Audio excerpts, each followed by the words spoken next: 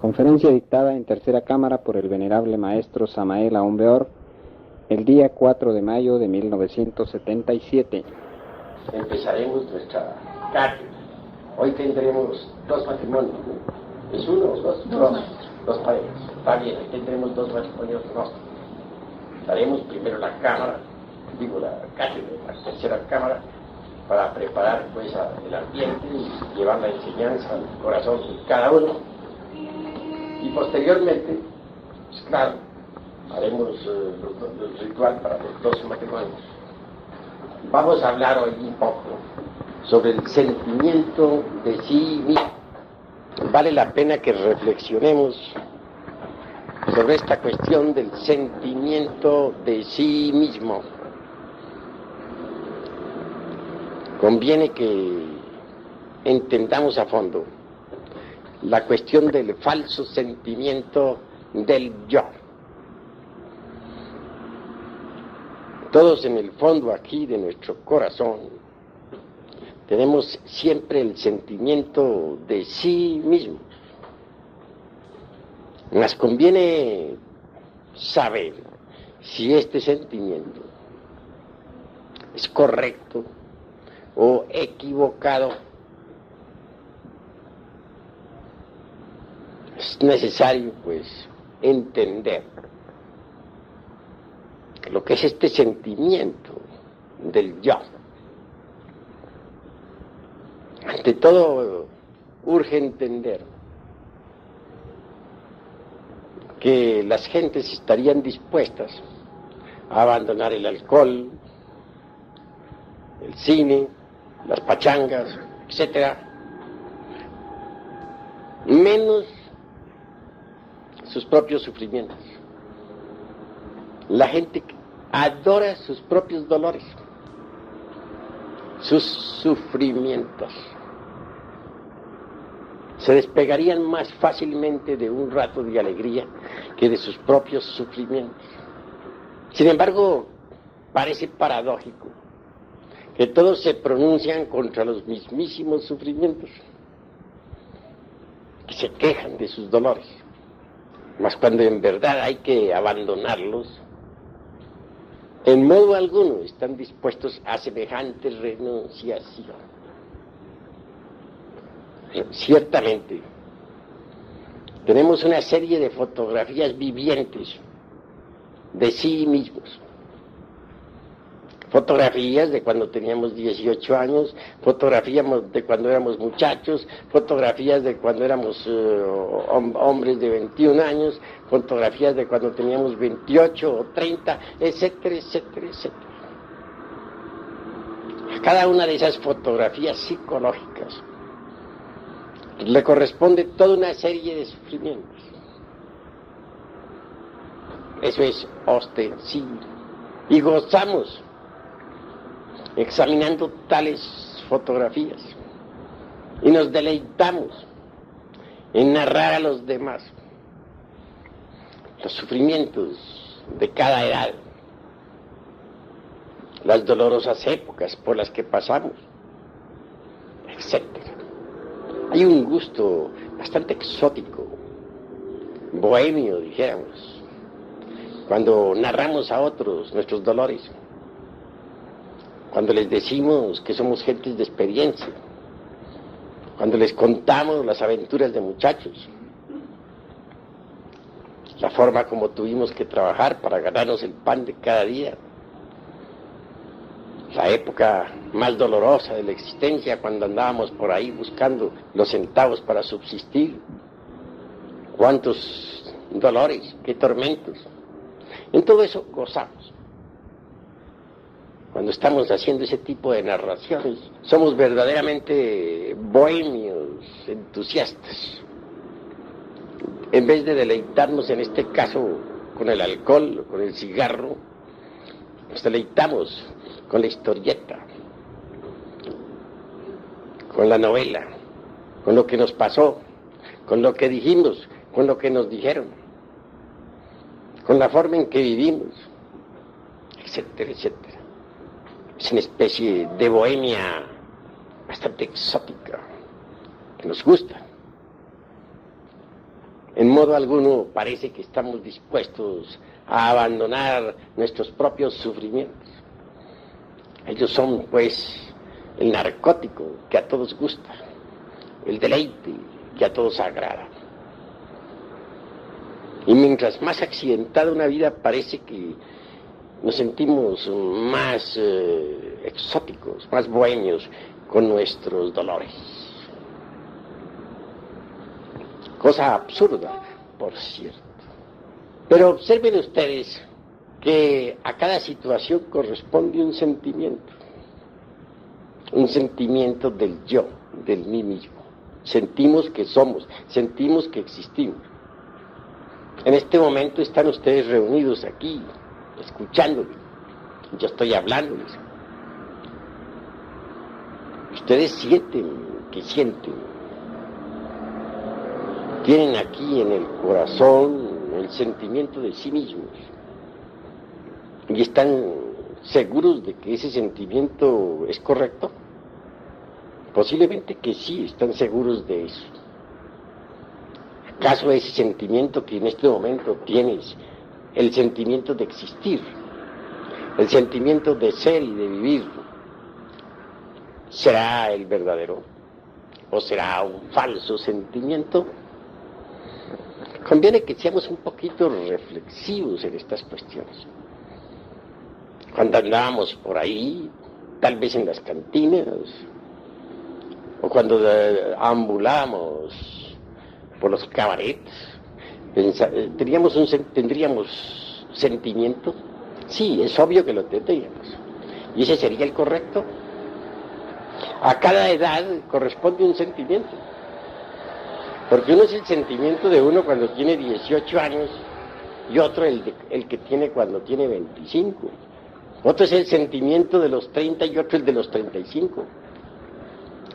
Y un anciano de 80 años indudablemente tendrá su propio sentimiento. ¿Cuál de ellos será el verdadero? Y es algo muy tremenda esta cuestión del sentimiento de sí mismo. Porque uno siente que siente, uno siente que existe, uno siente que vive, uno siente que es, uno siente que siente. Tiene corazón y siente. Y dice yo. Pero son muchos los yoes. ¿Cuál de los sentimientos será, pues, el exacto? Reflexionen ustedes un poco en esta cuestión. Piensen. Vale la pena tratar de comprender esta cuestión. Si uno desintegra un yo cualquiera, tengamos el del resentimiento con alguien, está contento de haberlo desintegrado, pero si el mismísimo sentimiento continúa, hay algo que está fallando en el trabajo. Sencillamente esto nos indica que el tal yo que creímos haber desintegrado no se ha desintegrado, puesto que el sentimiento del mismo continúa. Si perdonamos a alguien, y más aún si calificamos, y más aún si cancelamos, dispensen, el dolor que si alguien nos ha producido, pero continuamos allá con un sentimiento igual, pues esto nos está indicando que no hemos cancelado, pues, ese agravio, o ese mal recuerdo, o esa mala acción que alguien nos produjo. El yo del resentimiento continúa vivo. Estamos tocando un punto muy delicado, puesto que todos estamos en el trabajo de sí mismos y sobre sí mismos. ¿Cuántas veces hemos creído, por ejemplo, que hemos desintegrado un yo de venganza, suponiendo? Pero el sentimiento aquel que teníamos continúa. Esto indica que no logramos entonces desintegrar tal yo. Eso es obvio. De manera que entonces en nosotros existen tantos sentimientos ¿Cuántos agregados psíquicos o yoes tenemos en nuestro interior? Si tenemos 10.000 agregados psíquicos, indubitablemente tendremos 10.000 sentimientos de sí mismo. 10.000, cada yo tiene su propio sentimiento. Así pues, una pauta a seguir en nuestro trabajo sobre sí mismos es esta cuestión del sentimiento. Intelectualmente podremos haber aniquilado el yo del egoísmo, pero ¿continuará acaso existiendo en nosotros el sentimiento del egoísmo? Ese sentimiento de primero yo, y segundo yo, y tercero yo. Seamos sinceros consigo mismos. Y si continúa existiendo tal sentimiento es porque el yo del egoísmo aún existe. Así pues, hoy los he invitado a ustedes a comprender esta cuestión del sentimiento. Cuesta mucho trabajo que las gentes, pues, se resuelvan a entender la necesidad de desintegrar el ego, pero más trabajo cuesta que entiendan lo que es el sentimiento. Suele ser tan fino, se escapa, es tan sutil. En todo caso, en este trabajo sobre sí mismos, mis queridos hermanos, hay 3 líneas que nosotros debemos entender. Primero, el trabajo sobre sí mismos. Propósito, desintegrar los agregados psíquicos que en nuestro interior tenemos. Viva personificación de nuestros errores. Segundo, el trabajo con los demás. Necesitamos aprender a relacionarnos con los demás. Y tercero, el amor al trabajo. El trabajo por el trabajo mismo. Son las 3 líneas a seguir. Si una persona, por ejemplo, dice que está trabajando y cree que está trabajando sobre sí misma, pero no se presenta ningún cambio en esa persona, si el sentimiento equivocado del yo continúa, si su relación con sus semejantes es igual, entonces está demostrando que esa persona no ha cambiado. Y si no ha cambiado, pues entonces no está trabajando sobre sí misma correctamente. Eso es obvio. Necesitamos cambiar. Mas después de un cierto tiempo de trabajo, el sentimiento del yo continúa igual.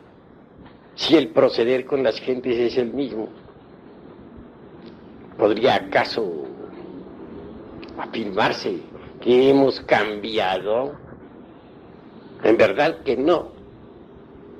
Y el propósito de estos estudios consiste en cambiar. El cambio debe ser radical, porque hasta la propia identidad que poseemos debe llegar a perderse para sí mismos. Un día, por ejemplo, Arce buscará a Arce, ya Arce no existe, se le ha perdido a sí mismo. Eso es claro. Un día Uzcategui dirá, ¿qué se hizo Uzcategui? Ya no existe. Ha desaparecido para Uzcategui. Así que en realidad, de verdad, hasta la mismísima identidad tiene que perderse para sí mismos. Tenemos que volvernos absolutamente diferentes. Yo conozco aquí mismo, entre los hermanos, sé de algunos cuyo nombre no menciono, que hace años y años y años están estudiando aquí conmigo. Los veo lo mismo. No han cambiado. Tienen su misma conducta, cometen sus mismos errores. Como los cometieron hace 20 años, los cometen hoy. Iguales. No indican, no acusan ningún cambio. No hay nada nuevo en ellos. ¿Cómo son? Como eran hace 20 años, o hace 10, o hace 50. Cambio, ninguno. Entonces, ¿qué están haciendo esas gentes? ¿Qué hacen aquí? Pues están perdiendo el tiempo miserablemente, ¿verdad? Porque el objeto de nuestros estudios es cambiar psicológicamente, convertirnos en seres diferentes.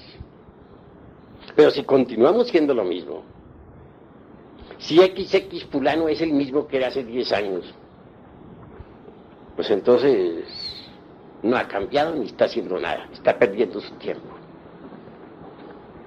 Entonces es obvio. Los invito a todos ustedes a esta reflexión. ¿Quieren cambiar o no quieren cambiar? Si van haciendo siempre los mismos, entonces ¿qué están haciendo? ¿Con qué objeto están aquí reunidos en la tercera cámara? ¿Para qué? Hay que ser más reflexivo. Una guía a seguir es esta cuestión del sentimiento, del yo. El sentimiento del yo es siempre equivocado, nunca es correcto.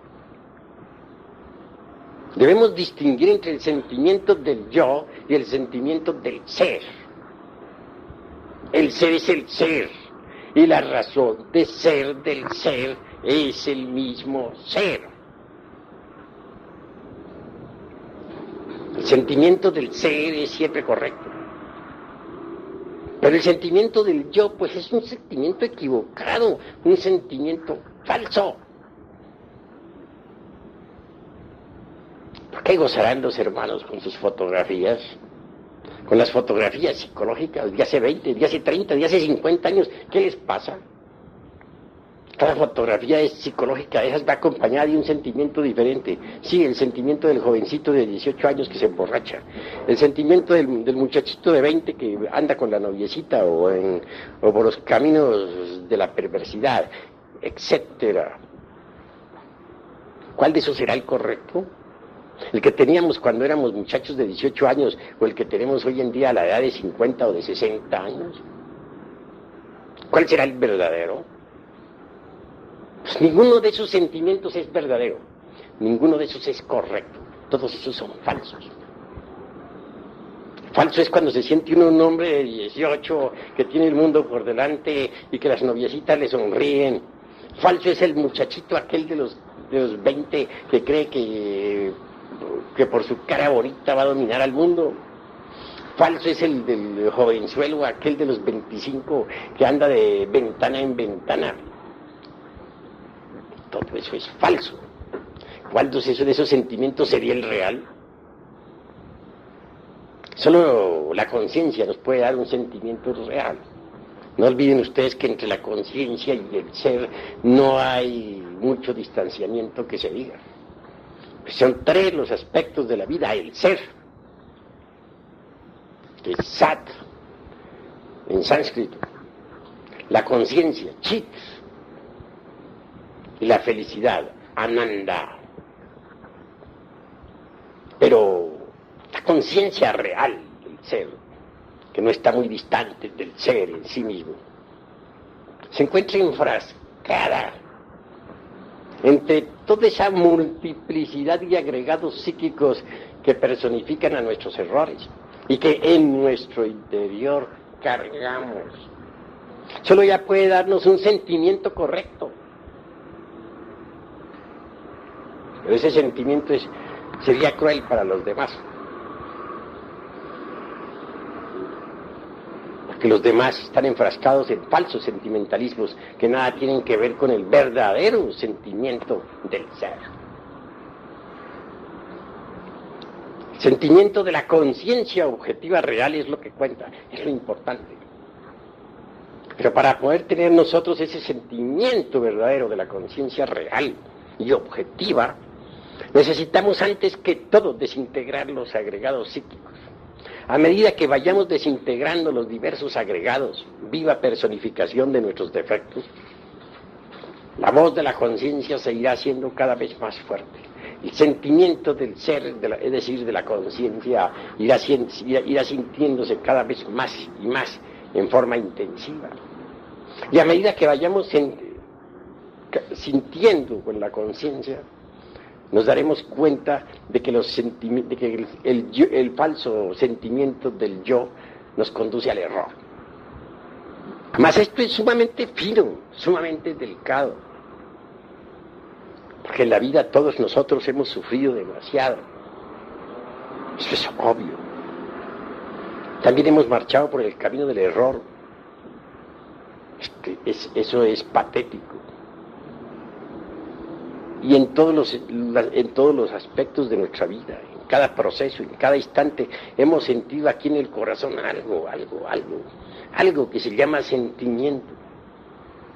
Ese algo lo hemos siempre considerado como la voz de nuestra conciencia. Lo hemos considerado como el sentimiento de sí, como el sentimiento real al cual hemos obedecido, como el único que puede conducirnos por el camino recto, etc. Mas desgraciadamente hemos estado equivocados, mis queridos hermanos. Como prueba de nuestra equivocación es que más tarde hemos tenido otro sentimiento completamente diferente, totalmente distinto. Y mucho más tarde otro sentimiento más distinto. Entonces, ¿cuál de los tres era el verdadero? Entonces hemos sido víctimas, todos, de un autoengaño. Siempre nos ha guiado a nosotros, o siempre hemos confundido al sentimiento del yo con el sentimiento del ser. Hemos sido víctimas de un autoengaño. Y aquí no puedo hacer excepciones. Hasta yo mismo marché por el camino del error cuando creí que el sentimiento del yo era el sentimiento del ser. No hay excepciones. Todos hemos sido víctimas del autoengaño.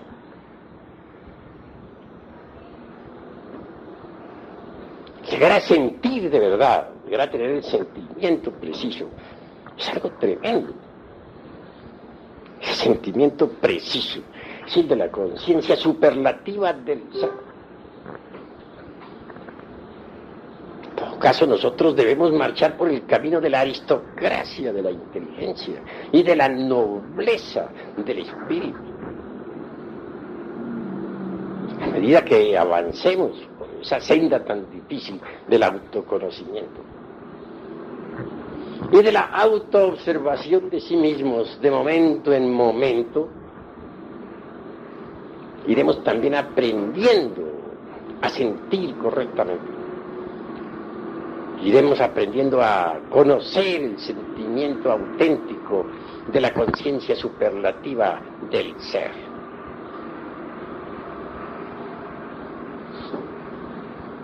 El ser para nosotros es lo que cuenta. Es lo importante. Y el sentimiento juega gran papel en esta cuestión del ser. Pero muy hondo papel.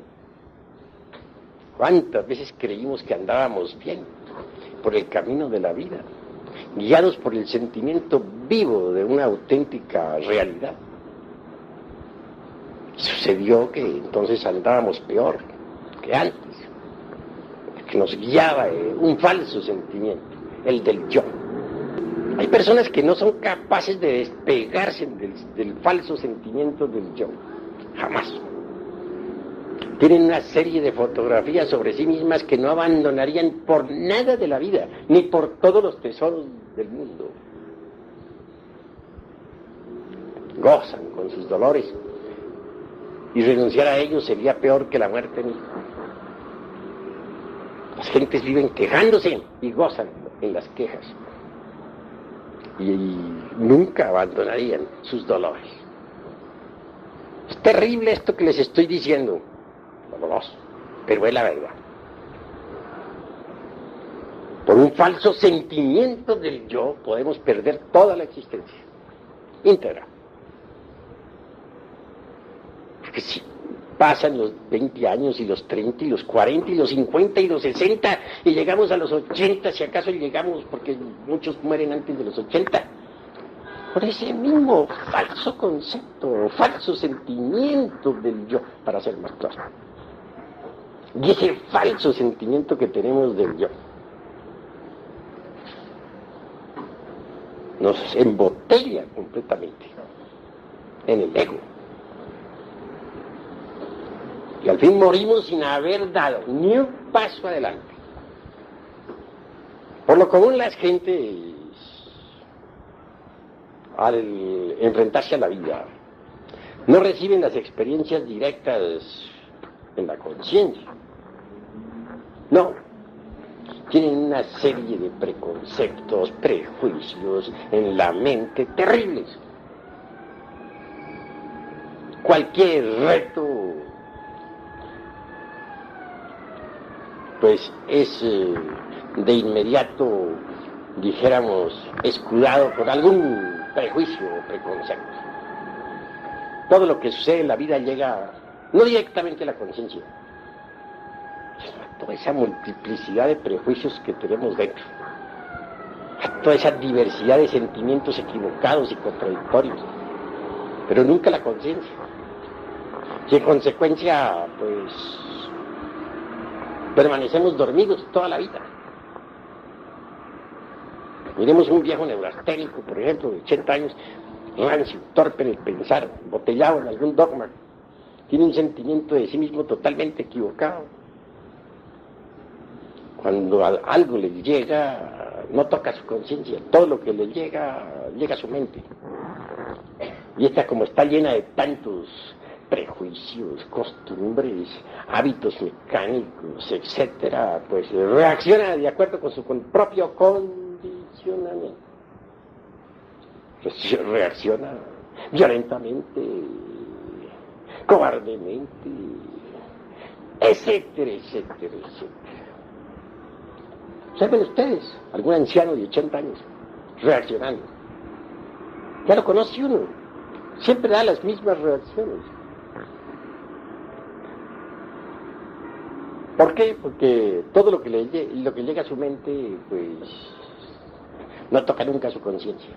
Llega a su mente y luego de allí, pues, la mente lo interpreta a su modo. La mente juzga todo como le parece, como está acostumbrada a juzgar, como cree que es verdadero. Y el falso sentimiento del yo respalda la forma equivocada del pensar. Total, que quien tiene un falso sentimiento del yo pierde su existencia miserablemente. Que hay que llegar al correcto sentimiento, pero este es el de la conciencia. Nadie podría llegar a tener ese correcto sentimiento si antes no desintegrara los agregados psíquicos. A medida que uno va desintegrando los agregados psíquicos, el correcto sentimiento se va a manifestar.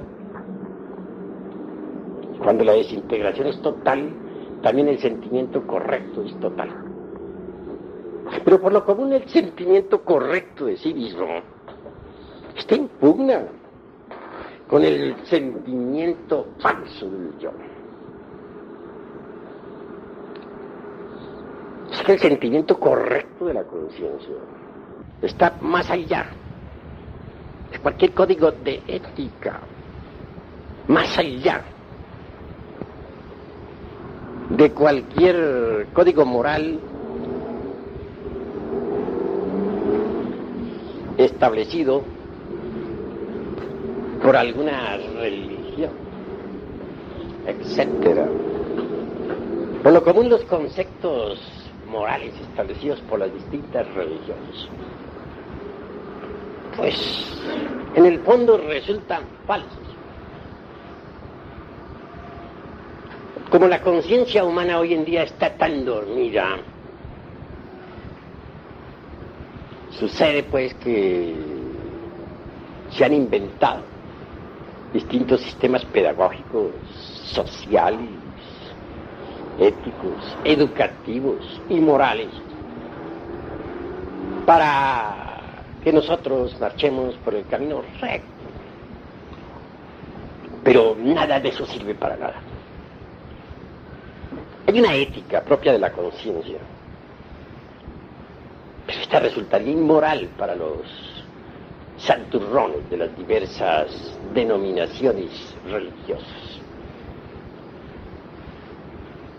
Existe un libro, que es el de los paramitas, Tíbet oriental, con una ética que no encajaría jamás dentro de ningún culto, porque es de la conciencia. Y no me estoy pronunciando contra ninguna forma religiosa, únicamente contra ciertas formas o contra ciertos, dijéramos, armazones oxidados, dentro de los cuales está embotellada hoy en día la mente y el corazón. Ciertas estructuras caducas y degeneradas, de falsa moral convencional. Contra eso es que me estoy pronunciando. En estos estudios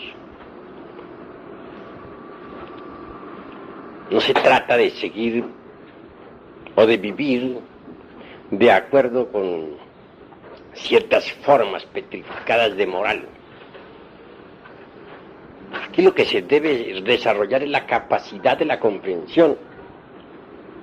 Nosotros necesitamos constantemente enjuiciarnos a sí mismos, con el propósito de saber qué tenemos y qué nos falta.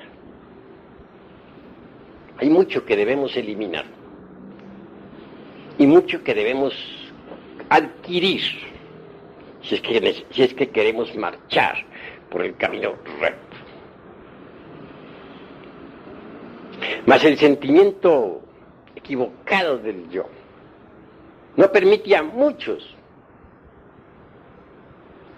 avanzar por la difícil senda de la liberación. Siempre se confunde a ese sentimiento equivocado del yo con el sentimiento del ser. Si no abrimos bien los ojos, como se dice, el sentimiento equivocado del yo puede hacernos fracasar a todos en la presente existencia. El ser es lo que cuenta, pero está muy hondo, muy profundo. Realmente, el ser en sí mismo es la mónada interior. Recordemos a Leibniz y sus famosas mónadas. La mónada en sí misma es lo que podríamos denominar en hebreo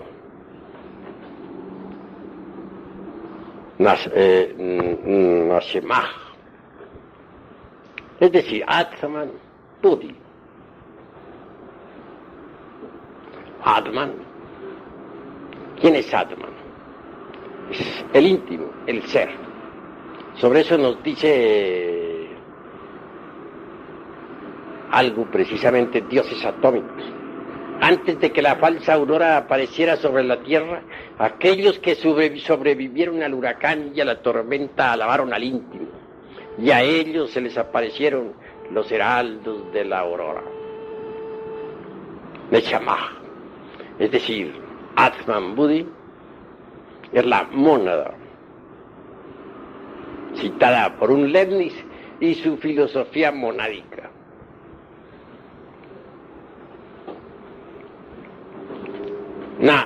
Atman, pues el íntimo, Budi es el alma espiritual, la conciencia superlativa del ser. Los dos integrados constituyen la mónada. Eso es obvio. La mónada a su vez se ha desdoblado en el alma humana, que es el mana superior de los orientalistas.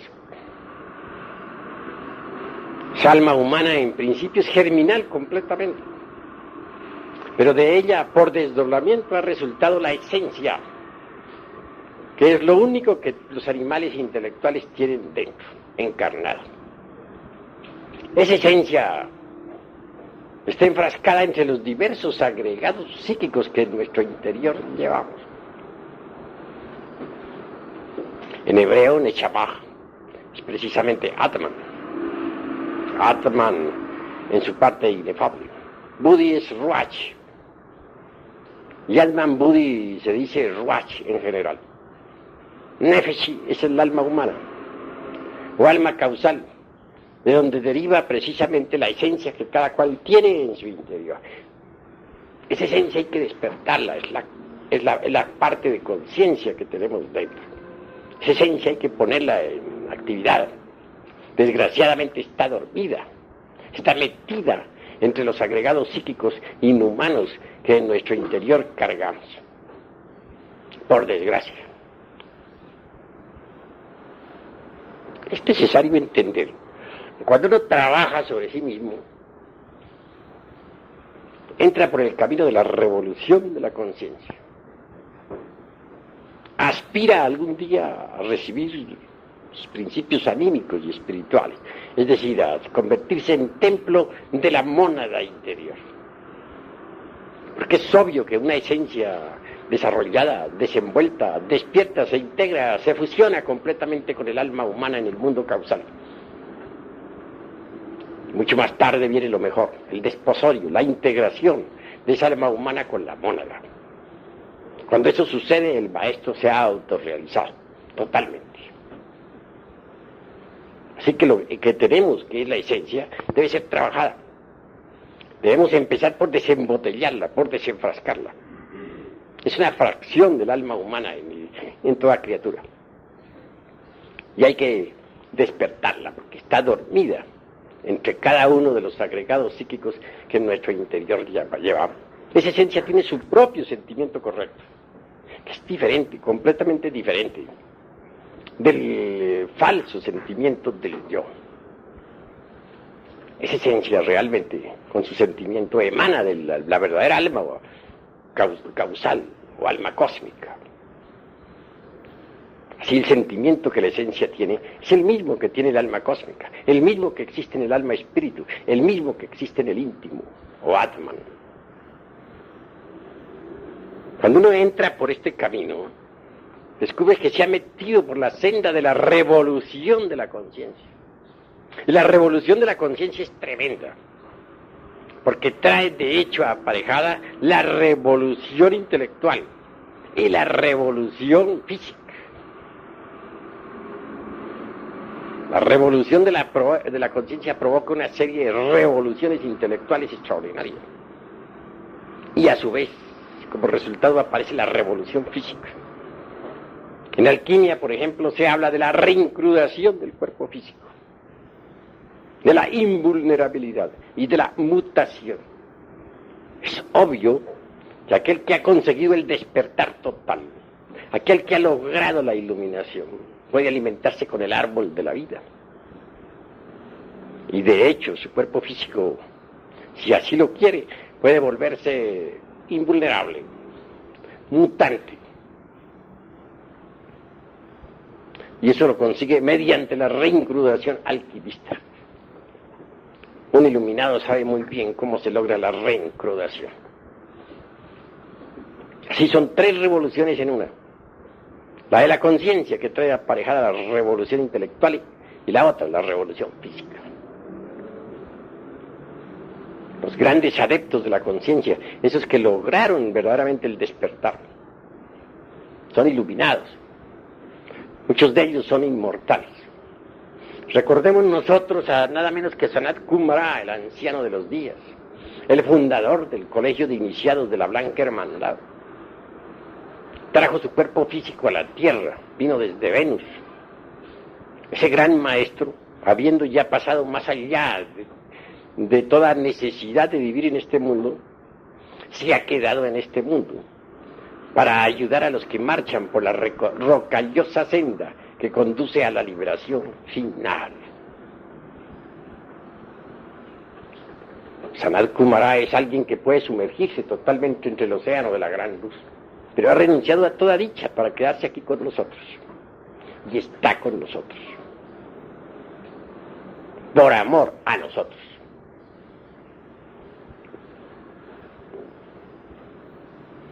En el camino este que estamos recorriendo, urge entender la forma de relacionarnos correctamente con nuestros semejantes. Si trabajamos sobre sí mismos, debemos también levantar la antorcha para iluminar el camino de otros, para mostrar a otros el sendero, que eso es lo que hacen precisamente los misioneros gnósticos. Mostrar a otros la senda de la liberación. En el Oriente se habla claramente de dos clases de seres que marchan por este camino. Los primeros los podemos denominar los Sravakas y los Budas Praitekas. Obviamente, ellos son ascetas, saben que el falso sentimiento del yo lo conduce a uno al fracaso, lo entienden. Se han preocupado por trabajar intensivamente sobre sí mismos. Han hecho sus votos. Algunos de ellos hasta han diluido el ego. Pero no trabajan por los demás. No hacen nada por el prójimo. Estos budas praitekas y sravakas obviamente gozan de cierta iluminación y de cierta felicidad. Mas nunca han llegado en realidad de verdad a ser verdaderos bodhisattvas en el sentido más estricto de la palabra. Hay dos clases de bodhisattvas: los que tienen al bodhisattva en su interior y los que no lo tienen. ¿Qué se entiende por el bodhisattva?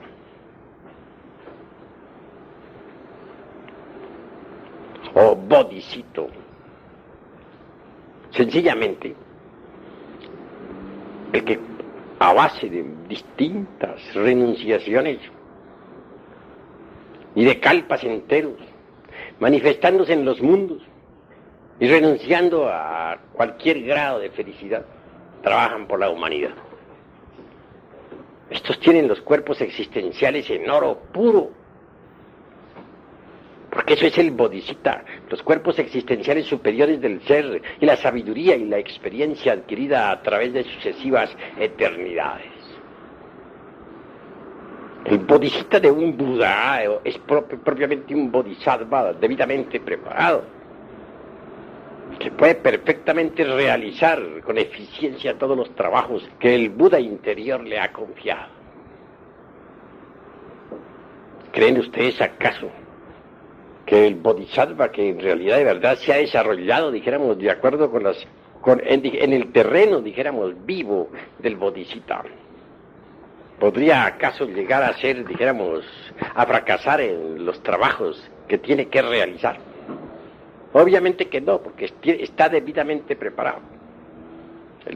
Se entiende por bodhisattva precisamente todas esas experiencias, todos esos conocimientos adquiridos a través de las edades, los vehículos en oro puro, la sabiduría patente del universo. Obviamente el bodhisattva provisto de tal bodhisattva se manifiesta a través de distintos mahamantaras y a la larga viene a convertirse verdaderamente en un ser omnisciente.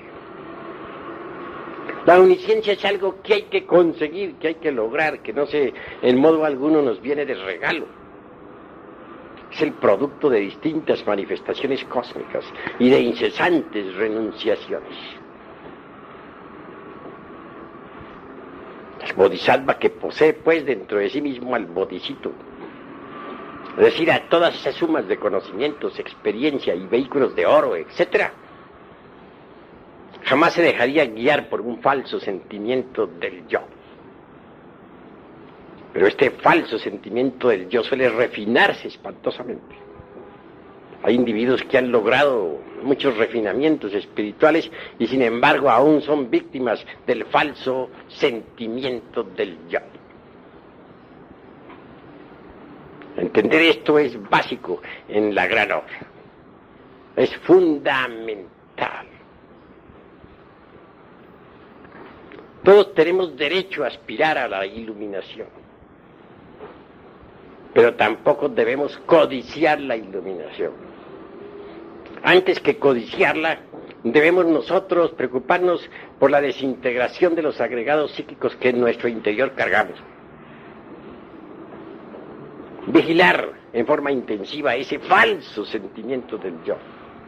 Aniquilarlo, porque puede estancarnos, puede llevarnos al autoengaño, puede hacernos pensar que vamos muy bien, puede hacernos creer que es la voz de la conciencia, cuando en realidad de verdad es la voz del ego. Quiero que entiendan ustedes claramente que un día ustedes tienen que ir fabricando dentro de sí mismos al bodhisattva. Es decir, elaborando esa experiencia, elaborando ese conocimiento que les va dando el trabajo sobre sí mismo. Con tal conocimiento, con tal experiencia, ustedes no fallarán.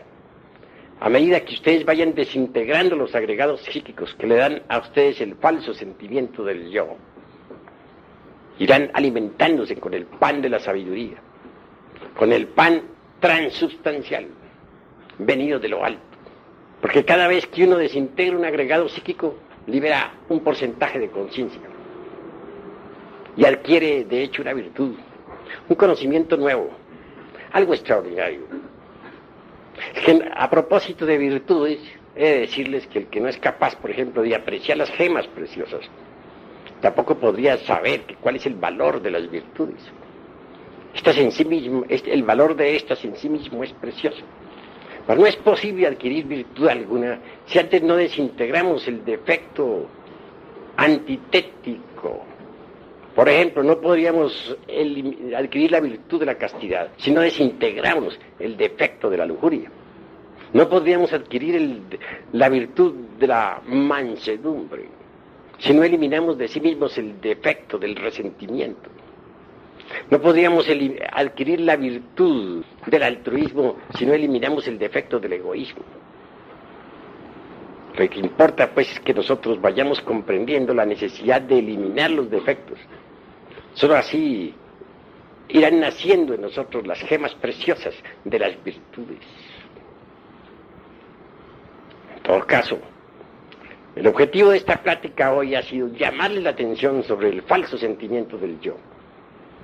Tendrán que ustedes aprender a sentir la conciencia, a tener un correcto sentimiento de la conciencia superlativa del ser. Esa conciencia superlativa emana o deviene originalmente de Atman, el inefable, es decir, del íntimo, del ser.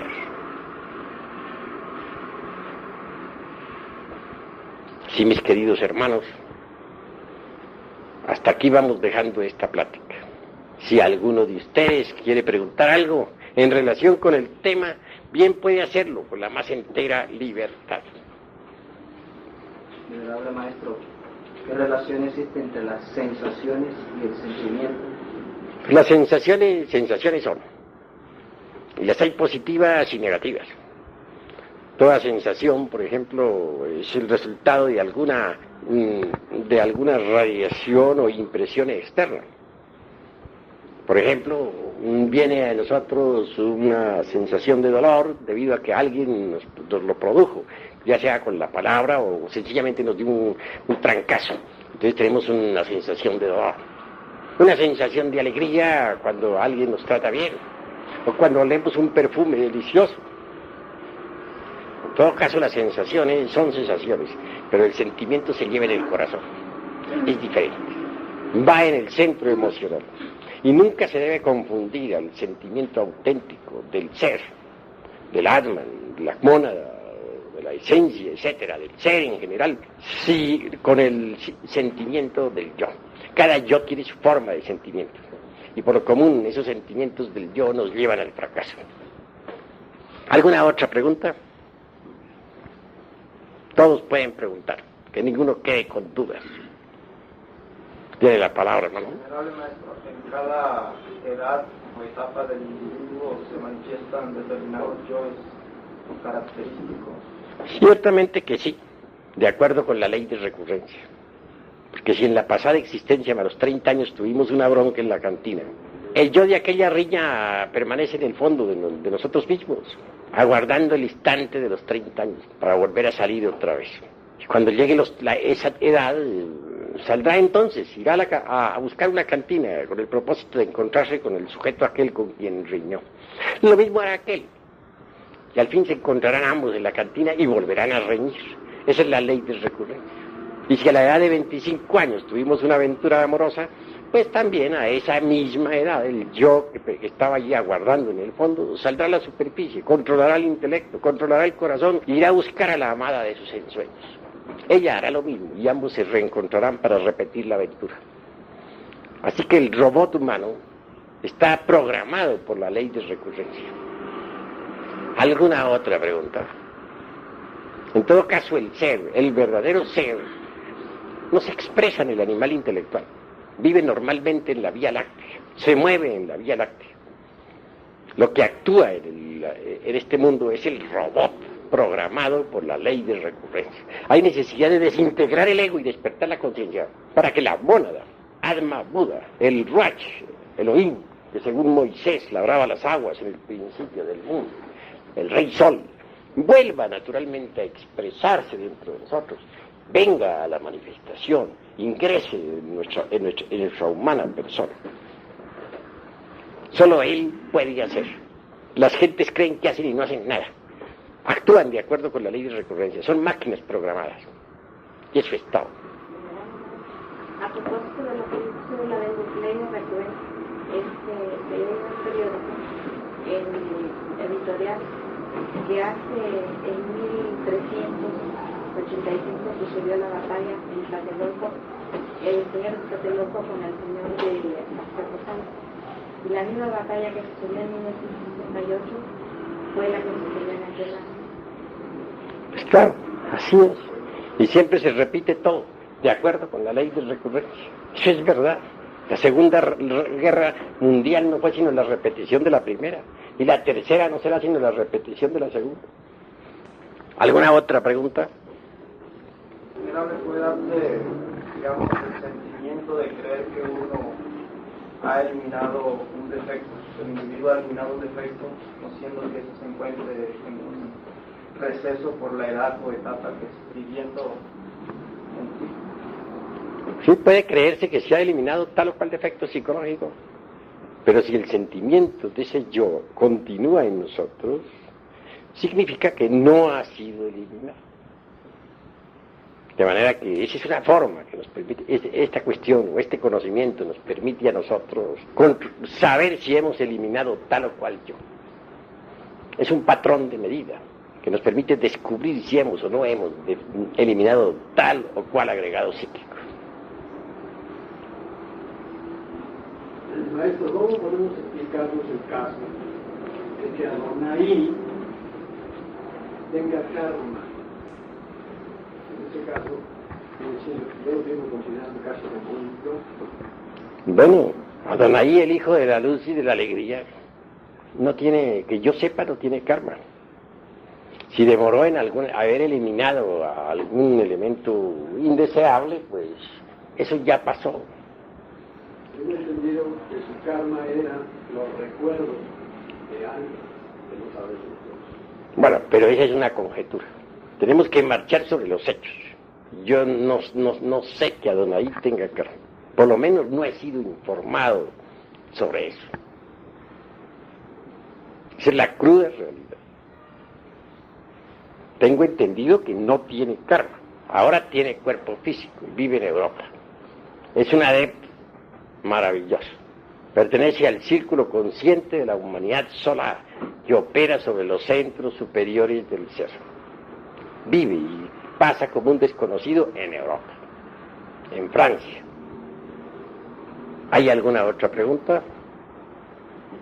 A ver, Arino. En esta pregunta hay varios interrogativos. Aparte de Salah Sumará, hay otros de Sumará, también quiero comprender si si todo maestro que tenga a Jacoba o a Dios jefe, al padre madre, realiza al Kumara. Pues Kumara se entiende todo individuo resurrecto. Cualquier XX fulano, con tal de que resucite, es un Kumara. Obviamente los Kumaras, pues lo mismo que los Pitris, son los que ayudaron pues a crear, dijéramos, a dar vida pues a la forma física, humana que tenemos. Me parecen más interesantes todavía que los Kumaras, los Agnisvatas. Son dioses solares. Son bastante interesantes. Por cierto que los dioses solares que gobernaron, por ejemplo, a la Tierra, a la humanidad de la primera raza, volvieron al Sol. Habían venido del Sol y regresaron al Sol. Y en la futura sexta gran raza raíz, volveremos a tener la visita de los dioses solares. Vendrán del Sol y vivirán entre la humanidad y establecerán la sexta raza raíz sobre la faz de la Tierra. Gobernarán a los pueblos, naciones y lenguas. Son gobernantes. Entre las 12 constelaciones del zodiaco, obviamente, la más importante es la de Leo. El Sol tiene en Leo su trono. Los dioses solares vienen periódicamente a la Tierra, cada vez que se inicia una nueva raza. Pero bueno, no nos apartemos tanto ahí, pues, de la cuestión del que hemos planteado. Debemos llevar en mente la necesidad de estudiarnos un poco más a sí mismos y de poner atención en esta cuestión del sentimiento del yo. Y hasta aquí mis palabras. Vamos ahora a celebrar el matrimonio gnóstico con su liturgia.